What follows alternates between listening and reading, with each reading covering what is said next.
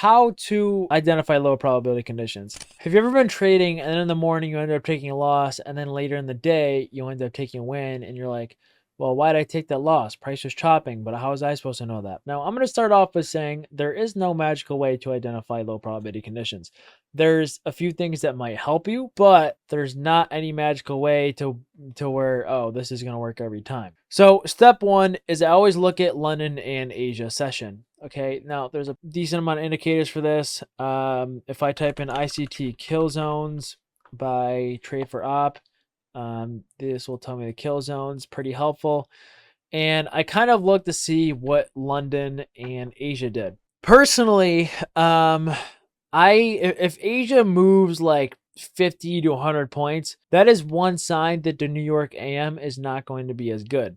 In this example here, London only moved about 38 points, or Asia only moved about 38 points, and that would not be enough to tell me that, oh, New York's going to be bad. Now, London session's a bit different. I like to see clean London PA, which this is pretty clean PA. I'll explain why in a minute. And that might give me a hint that New York might be decent as well. So the first step is I always look at Asia, see if Asia moved like 50 to 100 points. If Asia was very volatile, and by volatile, I mean, you can tell if it is. I don't think this is that volatile compared to like, you just have to compare it with the previous sessions. This wasn't as volatile as this per se. So I wouldn't consider this a major hindrance in how price action is going to be the next morning. Now, the second step is something you're really going to want to stay for. Okay, I would not click off the video for the second step. This is extremely, extremely important. It all has to do with how well bodies are respecting gaps.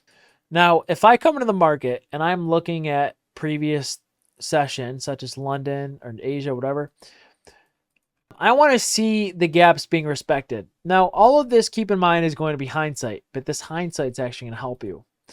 When I'm looking at previous plays, okay, I want to see fair value gaps respected by the bodies, okay?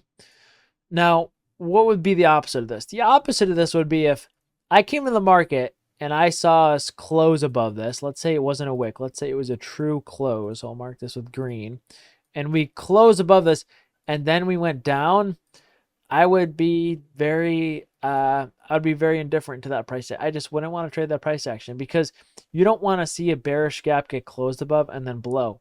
So if I'm looking in hindsight and I see all these fair value gaps just completely disrespected, which clearly these are all respected for right here, I would probably not want to trade. Right now, the cool thing is when I look in London session in hindsight, it tells me that, okay, these are all respected pretty well. Even this inversion was respected, right? That's a good sign that, okay, price action is likely going to be good.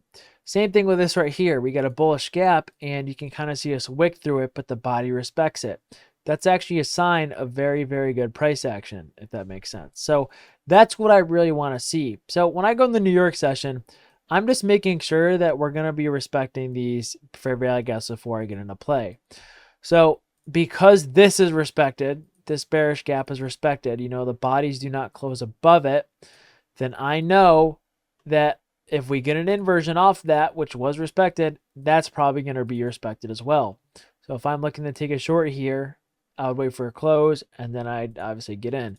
And it would mainly be because this one was also respected. So I know let's get price action. So I know this is probably not going to fail. As you all know, I only use inverse fair value gaps. And recently I made a full free PDF of inverse fair value gap rating setups that I use to rate my own setups A through C. So if you want to check that out, just click the first link in the description. It's completely free and hopefully should help you, right? Just to recap, I don't want to see, if I'm looking at a fair value gap, I do not want to see a close above and then a close below. So if I see a green candle like this, and then we close above, and then all of a sudden price just goes all the way back down, I don't want to see that, because if we inverse a bullish fair value or bearish fair value gap, I want to see that be respected.